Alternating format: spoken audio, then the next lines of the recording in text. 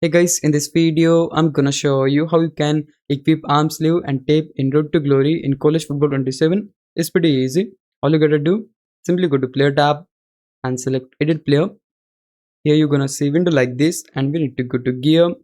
And in Gear, you have a lot of options, but we need to select Arms.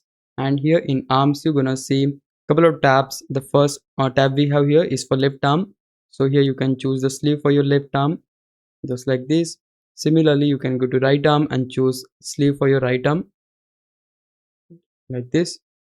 And then you can also go for left elbow, right elbow, and you can also go for wrist. Like you can see, we have a couple of more options available here as well. So just choose the one you like, and that way you'll able to equip arm sleeves for your player.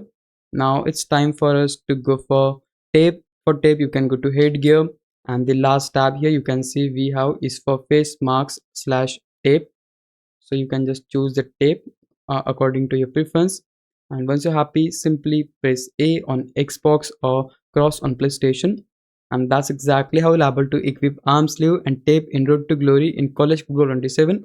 Hope this would help you out. If it did, please leave a like and subscribe my channel. Thanks for watching.